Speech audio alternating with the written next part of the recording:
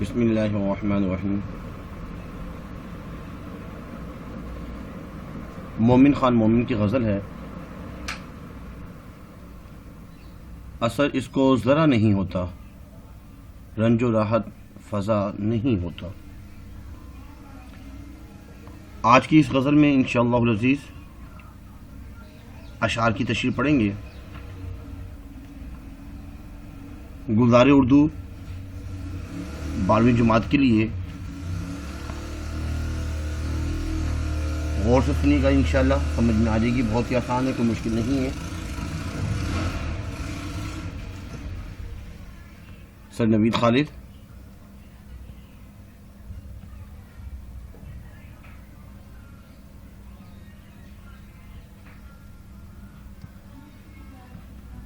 امید ہے channel subscribe کر چکے ہوں گے، اگر نہیں کیا تو برائے مہربانی سب سے پہلے چینل ہی سبسکرائب کر لیجیے۔ ڈسکرپشن میں تمام لنکس موجود ہیں، مزید ویڈیو بھی اس میں سے دیکھی جا سکتی ہیں۔ کافی حد تک یہ بک کی ویڈیو جو ہے کمپلیٹ ہو گئی ہے، اور ہماری کوشش یہی ہے کہ انشاءاللہ جلد سے جلد جو ہے تمام بک کی جتنے بھی چیپٹرز ہیں، غزلیات ہیں، خلاصے، مرکزی خیال، وہ اپلوڈ کرتے رہیں۔ سب سے پہلے تعارف شاعر لکھنا ہوتا ہے، حوالہ شاعر۔ اس تشریح میں یہ غزل کا پہلا شعر ہے، مطلع ہے۔ شاعر جو ہے محبوب کے حوالے سے فرما رہے ہیں کہ میرا محبوب جو ہے وہ مجھ پر مسلسل ظلم کرتا رہتا ہے، اور ہم جو ہے وہ فریاد کیے جا رہے ہیں، لیکن ہماری فریاد کا اس پر مطلق کوئی اثر نہیں ہوتا۔ وہ مسلسل جو ہے مجھے رنج اور مصیبت دیے جا رہے ہیں۔ کاش اسے معلوم ہوتا کہ رنج کبھی مسرت افزا نہیں ہوتا، راحت افزا نہیں ہوتا، سکون دینے والا نہیں ہوتا۔ یعنی میرے محبوب ہمیشہ بے رخی کا معاملہ کرتا ہے اور ظلم و ستم سے باز نہیں آتا۔ لگتا ہے اسے مجھے رنج اور غم میں مبتلا رہنا، اس پر اس کو خوشی ہوتی ہے، اور راحت فضا یعنی سکون دینے والا بھی نہیں۔ اس رنج و الم کا اس پر ذرا بھی اثر نہیں ہوتا کہ میری زندگی کتنی مشکل ہو گئی ہے، یعنی اثر اس کو ذرا نہیں ہوتا، رنج راحت فضا نہیں ہوتا۔ ذکر اغیار سے ہوا معلوم، حرف نا سے برا نہیں ہوتا۔ اس شعر میں فرما رہے ہیں، ناصح کا مطلب ہوتا ہے نصیحت کرنے والا، اور اغیار پرائے کو بولتے ہیں، غیروں کو بولتے ہیں۔ نصیحت کرنے والا اکثر جو ہے وہ نصیحت کرتا رہتا تھا، روک ٹوک کرتا تھا، یہ کرو، یہ کام نہ کرو۔ اس وقت مجھے اس کی نصیحت بری لگتی تھی کہ ان لوگوں سے دور رہو، یہ ہمیشہ تکلیف پہنچاتے ہیں، اس سے دنیا بھی پریشان کن ہوتی ہے، آخرت بھی پریشان کن ہوتی ہے، اور ہم کو جو ان کی تمام باتیں جو ہے وہ ناگوار ہوتی تھیں، بری لگتی تھی۔ مگر آج جب ہمارے محبوب نے ہماری موجودگی میں ہمارے رقیب کا محبت بھرے لہجے کے ساتھ تذکرہ کیا تو ہمیں بہت تکلیف پہنچی، اور احساس ہوا کہ ناصح جو کہتا تھا وہ غلط نہیں کہتا تھا، صحیح کہتا تھا۔ ذکر اغیار سے ہوا معلوم، آج میرے محبوب نے جو غیروں کا تذکرہ میرے سامنے کیا، میرے رقیبوں کا تذکرہ جب میرے سامنے کیا محبت بڑے لہجے میں، تو اب اس چیز کا احساس ہوا کہ حرف ناصح برا نہیں ہوتا۔ ناصح کہنے والے کی جو نصیحتیں ہوتی ہیں، ان کی جو الفاظ ہوتے ہیں، وہ اس وقت برے لگتے ہیں، لیکن وہ برے نہیں ہوتے۔ اس کے بعد ہے، اس نے کیا جانے کیا کیا لے کر دل کسی کام کا نہیں ہوتا۔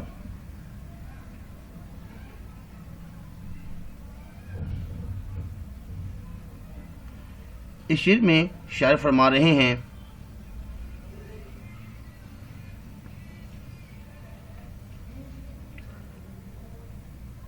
کہ دل جو ہے وہ بڑے کام کا تھا، لیکن جب سے یہ محبوب پر آ گیا اور ہمارا دل جو ہے وہ اب بے قابو سا ہے، ہمارے قابو میں نہیں رہا. ہمارا دل ایسا ہو گیا ہے جیسے کسی کام کا نہیں رہا. عشق کے بعد دل کسی کام کا نہیں رہتا. مطلب یہ ہے کہ بڑے بڑے یہ کام کیا کرتا تھا، کوئی مشکل اس کے سامنے مشکل نہ ہوتی، لیکن جب سے یہ محبوب کی محبت میں گرفتار ہوا ہے، اس پر میرے محبوب نے معلوم نہیں کیا جادو کر دیا ہے کہ اب یہ کسی کام کا نہیں رہا. ہر وقت محبوب کی باتیں کرنا، اسی کو سوچنا. مجھے تو بظاہر ایسا لگتا ہے کہ میرے دل کا اس کے سوا کوئی اور کام نہیں ہے کہ محبوب ہی کو سوچنا. اس نے کیا جانے کیا کیا لے کر، یعنی میرے دل کو لے کر مجھے جو ہے اپنے محبت میں گرفتار کر کے کیا کیا ہے. دل کسی کام کا نہیں ہوتا. اس کے بعد اب دل جو ہے کسی کام کا نہیں ہے. دل جو ہے وہ نکما سا ہو گیا ہے. جیسے غالب فرماتے ہیں، عشق نے غالب نکما کر دیا، ورنہ آدمی ہم بھی تھے کام کے. اس کے بعد اگلا شعر نمبر 4. امتحان کیجئے میرا جب تک شوق زور آزما نہیں ہوتا. اس میں شاعر فرما رہے ہیں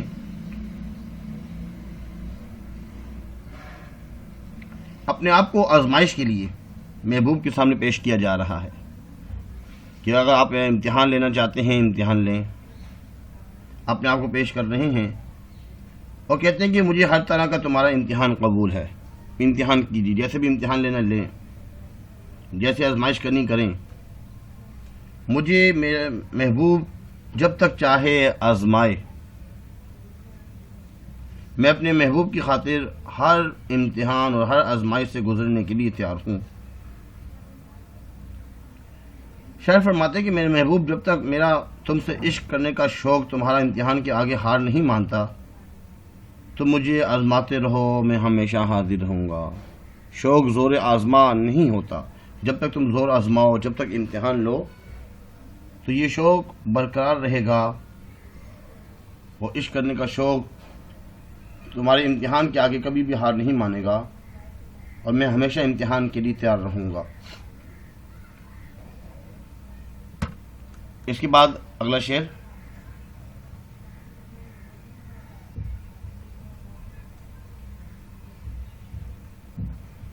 تم میرے پاس ہوتے ہو گویا جب کوئی دوسرا نہیں ہوتا. یہ بھی بہت آسان شعر ہے. مومن خان مومنی فرما رہے ہیں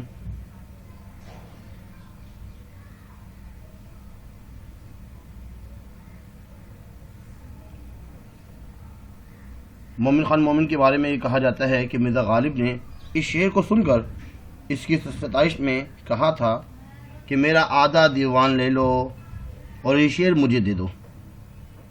اس شعر میں شاعر کہتا ہے کہ جب میں اکیلا ہوتا ہوں اور دوسرا کوئی نہیں ہوتا تو تمہارا تصور میری آنکھوں کے سامنے ہوتا ہے. تمہاری موجودگی اور غیر موجودگی میں تم میرے ساتھ ہوتے ہو. تم چاہے موجود ہو یا غیر موجود ہو، ہمیشہ آپ کا خیال میرے آنکھوں کے سامنے ہوتا ہے. یعنی جب ظاہراً میرے قریب کوئی نہیں ہوتا، تب مجھ پر ایک ایسا عالم تصور طاری ہوتا ہے جس میں حص ادراک کی تمام تر لہریں تیری ہی جانب دوڑتی ہیں. یعنی تنہائی نہیں رہتی، بلکہ تم میرے تصور میں آ کر مجھ سے محدید ہوتے ہو.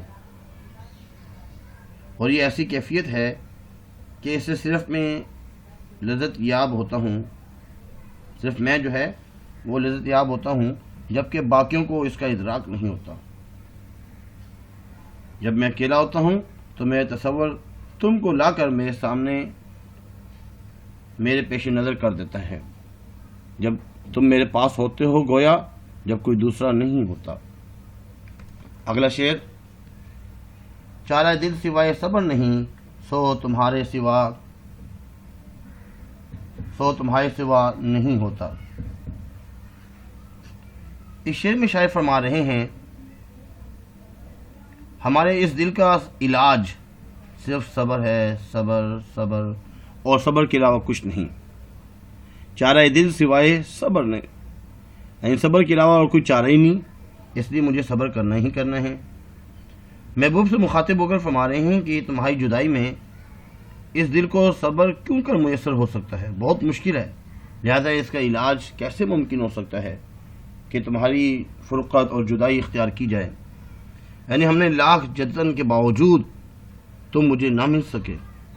اب صبر ہی ایک سہارا ہے، لیکن آخر کب تک ہم صبر کریں؟ صبر کا سہارا بھی ہمیں چھوڑ گیا، کیونکہ ہمیں تمہارے بغیر صبر نہیں آتا، سو تمہارے سوا نہیں ہوتا، تمہارے بغیر صبر ہوتا ہی نہیں ہے۔ آخری شعر جو کہ مقطع ہے، کیوں سنے عرض مضطرب مومن، صنم آخر خدا نہیں ہوتا۔ اس مقطع میں شاعر فرما رہے ہیں، اور بہت ہی عمدہ بات کی ہے، خدا کی خصوصیت یہ ہے کہ وہ رحیم ہیں، وہ کریم ہیں۔ شاعر فرماتے ہیں کہ اے مومن، محبوب بے قرار عشق کی درخواست کیوں سنیں؟ اس کا شیبہ تو ظلم کرنا ہے، وہ تو ظلم و ستم کرتا ہے۔ پھر محبوب آخر تو محبوب ہے، خدا تو نہیں جو سب کی سنتا ہے۔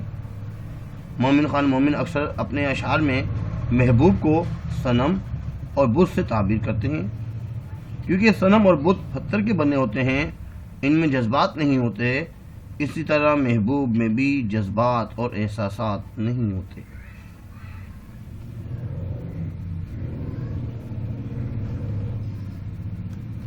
اب اس کی تشریح، تعارف شاعر۔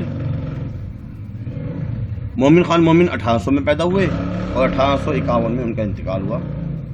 دبستان دہلی سے تعلق رکھنے والے اردو زبان کے مشہور شاعر ہیں اور مرزا غالب کے ہم عصر اور ان کے ہم ساتھی تھے۔ والد مومن خان مومن کا نام، مومن خان تو ان کا نام ہے لیکن مومن تخلص بھی ہے۔ والد کا نام غلام نبی خان، اور ان کے والد جو ہیں وہ شاہ عبدالعزیز محدث دہلوی سے بہت عقیدت تھی ان کو، چنانچہ شاہ صاحب نے، عبدالعزیز محدث دہلوی ہی نے مومن خان مومن ان کا رکھا۔ مومن کے دادا سلطنت مغلیہ کے آخری دور میں شاہی طبیبوں میں داخل ہوئے اور حکومت سے جاگیر بھی حاصل کی، زمینیں بھی حاصل کی، اور جو شاہی طبیب تھے، ڈاکٹر تھے، ان کا تعلق ان سے تھا، ان کے دادا ابو کا۔ مومن کی یادگار ایک دیوان اور 6 مثنویاں ہیں، ایک دیوان لکھی انہوں نے اور 6 مثنویاں۔ اس کے بعد حوالہ شاعر لکھنا ہوتا ہے۔ یہ شعر اس کے آخر میں ہم دیکھیں، ردیف جو ہے وہ ہے نہیں ہوتا نہیں ہوتا نہیں ہوتا نہیں ہوتا، مومن خان مومن نہیں ہوتا، اس سے بھی پہچانیں گے اور لکھیں گے یہ شعر ہماری درسی کتاب کی غزل سے لیا گیا ہے۔ اس غزل کے شاعر کا نام مومن خان مومن ہے، آپ کو تغزل کا شاعر کہا جاتا ہے۔ اس کے بعد مرکزی خیال میں لکھیں گے، اس میں محبوب کے پے در پہ ظلم کرنے کا بیان، مسلسل ظلم، اثر اس کو ذرا نہیں ہوتا، محبوب کو ذرا بھی اثر نہیں ہوتا، رنج راحت افزا نہیں ہوتا، یہ سکون تھوڑی ہے یہ رنج پہنچانا، مسلسل ظلم پر ظلم کرتے جا رہے ہیں۔ فنی خوبی مطلع، الفاظ معنی، اس کے بعد جو تشریح بتائی گئی ہے اس سے ملتی جلتی۔ مماثل شعر، کون کہتا ہے کہ عشق میں گوہر رنج راحت فضا نہیں ہوتا۔ اس کے بعد ذکر اغیار سے ہوا معلوم، حرف ناس سے برا نہیں ہوتا۔ تعارف شاعر، حوالہ شاعر کے بعد مرکزی خیال میں بتایا جا رہا ہے کہ محبوب کی زبان سے رقیب کا تذکرہ تکلیف دہ ہوتا ہے۔ الفاظ کے معنی تشریح میں بتایا گیا تھوڑا بہت کہ نصیحت کرنے والے جو ناصح ہیں وہ منع کرتے تھے یہ نہ کرو وہ نہ کرو، اور نصیحت ہمیں بری لگتی تھی، لیکن آج جب محبوب کی زبان سے رقیب کا لفظ سنا ہے، رقیب کا نام سنا ہے تو برا لگا کہ وہ غلط نہیں کہتا تھا۔ مماثل شعر، تم اور ذکر اغیار پر چپ رہو گے کہہ دیتی ہے بے دہانی کی صورت۔ شعر نمبر 3، اس نے کیا جانے کیا کیا لے کر دل کسی کام کا نہیں ہوتا۔ تعارف شاعر، حوالہ شاعر۔ مرکزی خیال دل کے بے قابو ہونے کا تذکرہ، کہ کیا جادو کر دیا دل پر، اب وہ بے قابو سا ہو گیا ہے، اب کسی کام کا نہیں رہا، نکما سا ہو گیا ہے۔ تشریح کہ میرا دل جو ہے وہ بڑے کام کا تھا، لیکن جب سے تمہاری محبت میں گرفتار ہوا ہوں اب میرا دل کسی کام کا نہیں رہا۔ عشق نے غالب نکما کر دیا، عشق نے غالب نکما کر دیا، ورنہ آدمی ہم بھی تھے کام کے۔ شعر نمبر 4 میں فرما رہے ہیں کہ امتحان کیجئے میرا جب تک شوق زور آزما نہیں ہوتا۔ جب تک آزمانا چاہو آزماؤ۔ مرکزی خیال میں بتایا گیا ہے کہ محبوب کی خاطر ہر امتحان کے لیے تیار ہونے کا بیان، ہر وقت امتحان کے لیے تیار ہیں، جب محبوب چاہے گا ہم تیار ہیں۔ جب تک میرا تم سے عشق کرنے کا شوق تمہارا امتحان کے آگے ہار نہیں مانتا، جب تک میں تم سے عشق کرتا رہوں گا اور میرا شوق برقرار رہے گا، تم جب بھی امتحان لوگے امتحان میں کبھی ہار نہیں مانوں گا۔ تم آزماتے رہو اور ہم ہمیشہ حاضر رہیں گے۔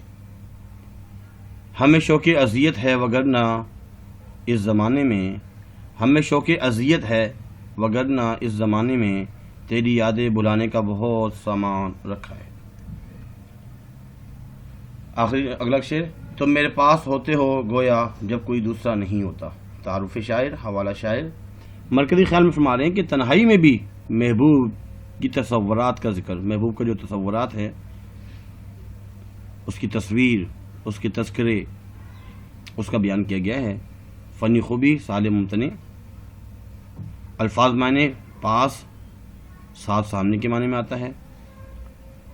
نہیں ہوتا، عدم حضور، سامنے ہی نہیں ہوتا۔ یہ بہت ہی اہم شعر ہے۔ مرزا غالب نے فرمایا تھا کہ میرا آدھا دیوان لے لو اور اس شعر مجھے دے دو۔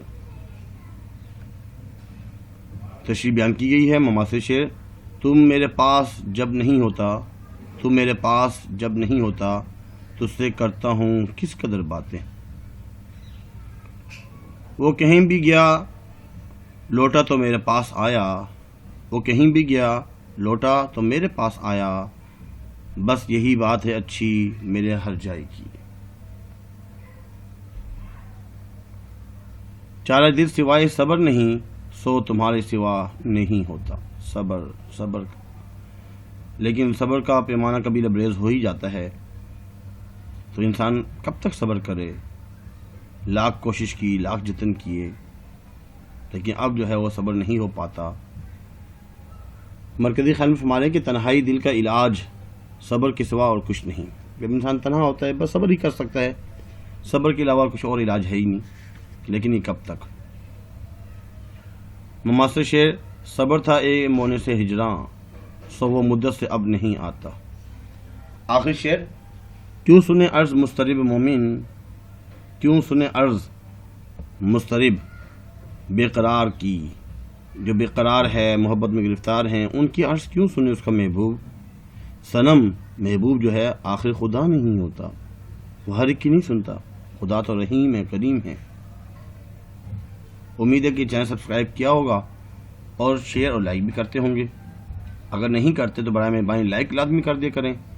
یہ غزل آپ نے سن لی، کوئی لیکچر سن لیا، سمجھ میں آ گئی، آپ نے اس سے فائدہ اٹھایا تو لائک کر دیں، اپنے دوستوں کو بھی شیئر کر دیں تاکہ وہ بھی اس میں سے کچھ پڑھ لیں، سمجھ لیں۔ کمنٹس کرنے ہو تو اچھے سے اچھے کمنٹس کیجیے۔